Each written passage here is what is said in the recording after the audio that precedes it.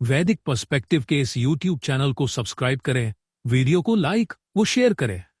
ओम त्वमग्ने यज्ञवे पायुरन्तरो अनिसंगाय चतुरक्ष इध्यसे यो रातहव्यो अव्रकाय धायसे कीरेश्चिन्मंत्र मनसा वनोसितम। तुम हे अग्नि यजन करने वाले का आजीवन पालन करने वाले हो, अंतःकरण का ज्ञान रखने वाला, अनिसंग के लिए चार आंखों वाला है, प्रदीप्त होते हो, जो हव्य का दान करने वाला है। ऐसे व्यक्ति के लिए जो भेड़िया ना हो, चोर ना हो, धारण करने वाले के लिए उस स्तवन करने वाले के ही मंत्र का मनोयोग पूर्वक तुम सेवन करते हो, याचना करते हो।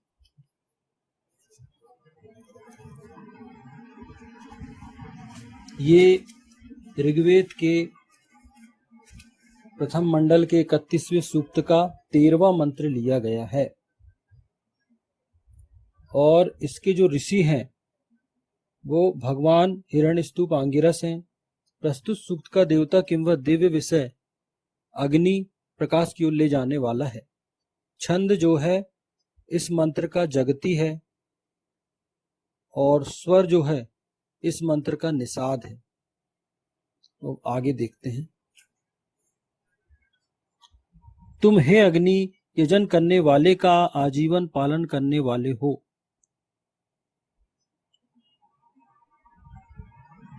ईशान परब्रह्म परमात्मा का यजन करने वाले ईशान के अनुयायी का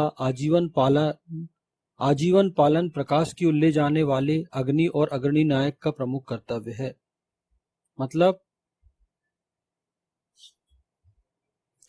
मतलब ऐसे व्यक्ति का को आप प्रकाश की ओर ले जाना।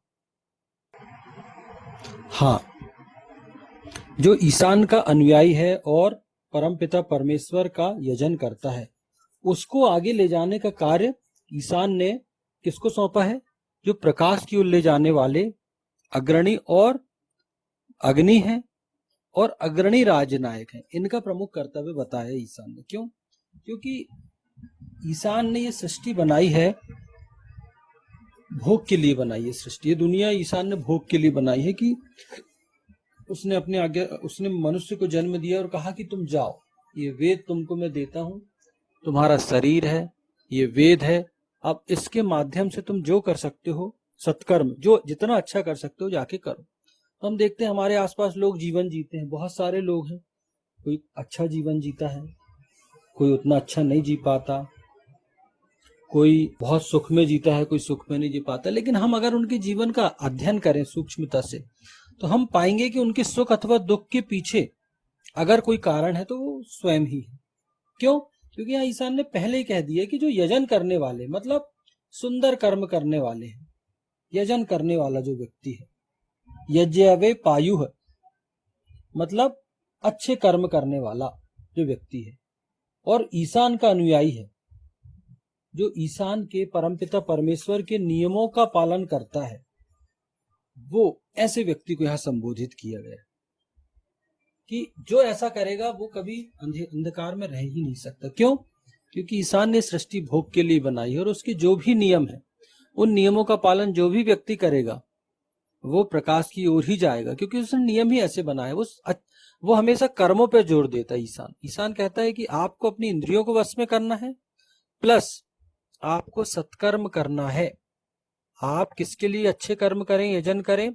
मेरे लिए करिए। आपको किसी व्यक्ति विशेष से उसका फल प्राप्त करने की इच्छा नहीं होनी चाहिए कि मैंने तो फला व्यक्ति के लिए ये किया, इतना अच्छा किया और उसने हमको धोखा दिया, या उसने हमारी उस समय मदद नहीं की, या उनने उसका हमारा तिरस्कार किया। तो ऐसे में क्या होता है, यदि आप किसी व्यक्ति विशेष के लिए काम करोगे, व्यक्ति विशेष को सामने रखकर कोई भी सत्कर्म करोगे, तो वो आपको प्रतिफल थोड़ी दे पाएगा उतना।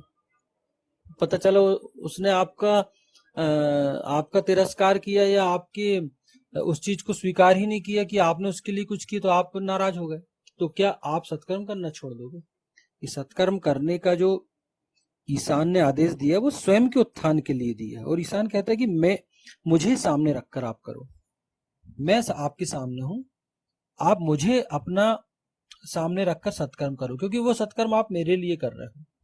क्योंकि उसका परिणाम ईशान हमें देगा। तो बस यही चीज है कि जब हम ईशान को, परमपिता परमेश्वर को सामने रखते, तो फिर आम आदमी या कोई मनुष्य हमारे लिए मायने नहीं रखता कि वो क्या सोचता है हमारे विषय में, क्या। हमें तो सत्कर्म करना है। क्यों? क्योंकि हम आपके लिए थोड़ी कर रहे हैं, हम तो ईशान के लिए कर रहे हैं। ईशान ने कहा है कि हमें आपकी मदद करनी है या सत्कर्म करनी है, इसलिए हम कर रहे हैं।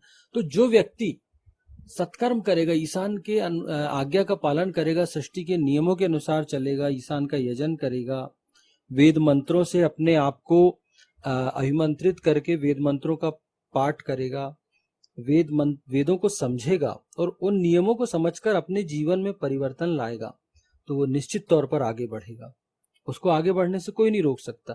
प्लस यहां ईशान कहता है कि यहां ईशान ने दो लोगों को आदेश दिए, एक अग्नि को जो प्रकाश की ओर ले जाने वाला है, और दूसरा अग्रणी राज्य नायक जो वहां का सेना राज्य नायक है, जो उस देश का राज्य नायक है, जिसके हाथों में सत्ता है, भौतिक सत्ता, जिसके माध्यम से वो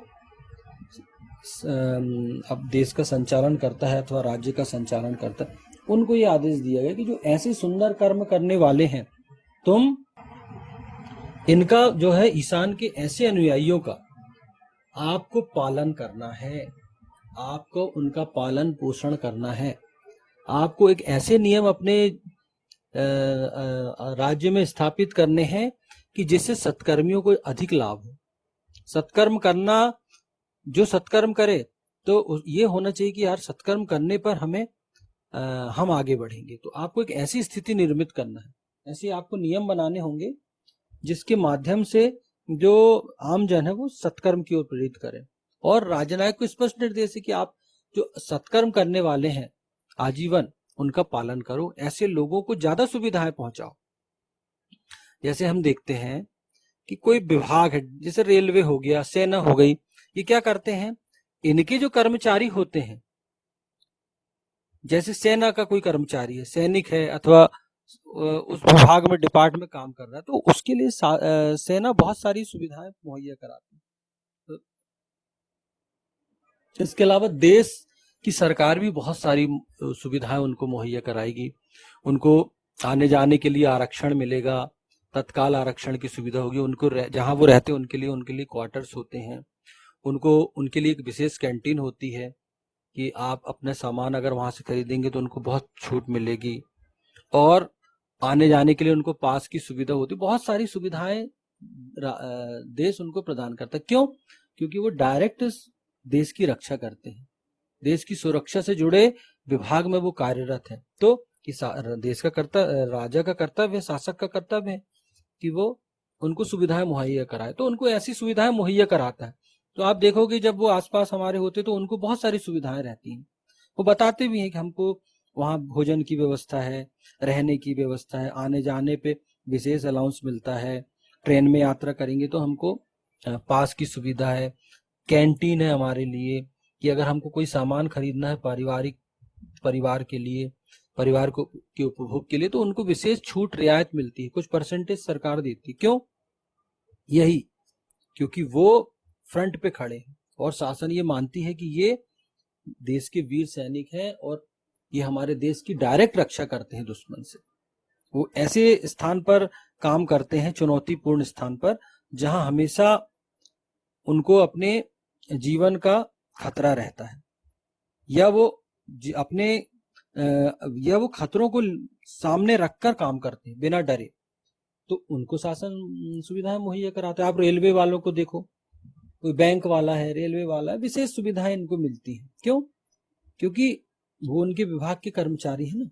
इसी प्रकार जो सत्कर्म करने वाले हैं, तो वो ईशान आदेश देता है कि ऐसे लोग जो सत्कर्म करने वाले, समाज को कुछ देने वाले, रचनात्मक करने वाले, समाज में हमेशा समाज का वातावरण सुंदर बनाए रखते हैं, अच्छा बनाए रखते हैं, तो ऐसे लोगों को आपको राजा को आदेश देता है, शासक को, अग्रणी नायक को, कि विशेष सुविधाएं आप मुहैया कराइए, ताकि उनको एहसास हो कि यार हम जो सत्कर्म कर रहे हैं वो व्यर्थ नहीं है। तो उनको जब आप सुविधाएं देंगे तो उनका जीवन और सरल होगा।